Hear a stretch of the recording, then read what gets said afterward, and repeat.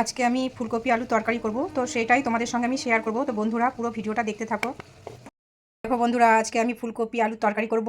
এই ফুলকপিটা কিন্তু খামারডাঙ্গা থেকে নিয়ে আসা হয়েছে, একদম টাটকা জমির তোলা ফুলকপি।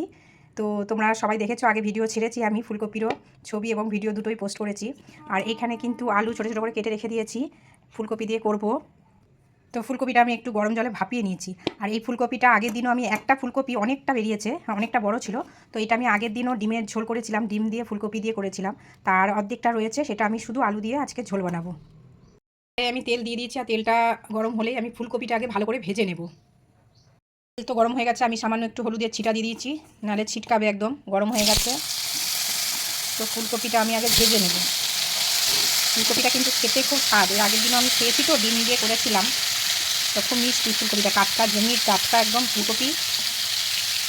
তুলে ওরা বিক্রি করছে, সঙ্গে সঙ্গে বিক্রি করছে। তো খুব কম দামের মধ্যেই পাওয়া গেছে।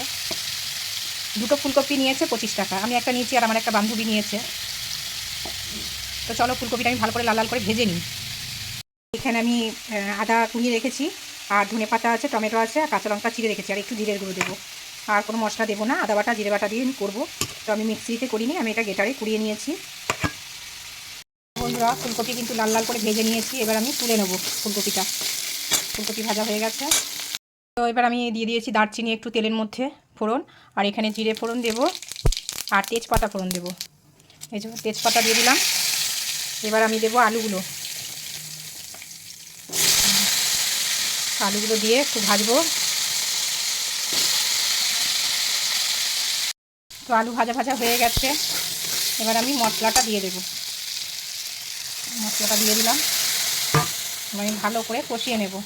আর একটু সামান্য একটু কাশ্মীরি লঙ্কার গুঁড়ো দিয়েছি। চলো ভালো করে মশলাটা দিয়ে আমি কষিয়ে নিই একদম। এই দেখো বন্ধুরা, খুব সুন্দরভাবে কিন্তু আলু কষানো হয়ে গেছে। এবার কিন্তু আমি ফুলকপিগুলো একটু দিয়ে দেবো এর মধ্যে। এবারে আমি একটু নেড়ে নিই ভালো করে। ফুলকপিগুলো ভাজতে ভাজতে সেদ্ধ হয়ে গেছে, এতটাই ভালো ফুলকপিটা।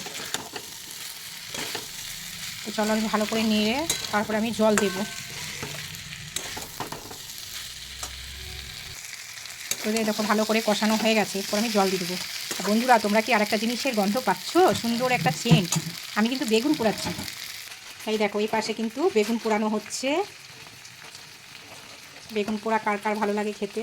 এই যে সুন্দরভাবে কিন্তু বেগুনটা পুড়িয়ে এসছে। চলো এখন আমি জল দিয়ে দিই। কষানো হয়ে গেছে, আমার জল দেওয়া হয়ে গেলে বেশি ঝোল রাখবো না, অল্প ঝোল রাখবো। বেশি একটু মাখা মাখা টাইপের করবো। আর একটু জল দেবো। এই যে জল দেওয়া কমপ্লিট হয়ে গেছে, এবার আমি এটা ঢাকা দিয়ে দেবো। ফুটবে, সিদ্ধ হবে, তারপর আমি নামিয়ে দেবো। বন্ধুরা দেখো ফুলকপি আলু তরকারি আমার হয়েই গেছে, একটু মাখা মাখা করেছে। আর এখানে একটু ধনে পাতা দিয়ে দিলাম, ধনে পাতা দিয়ে আমি নামিয়ে দেবো। একদম হয়ে গেছে, এবার আমি নামিয়ে দেবো।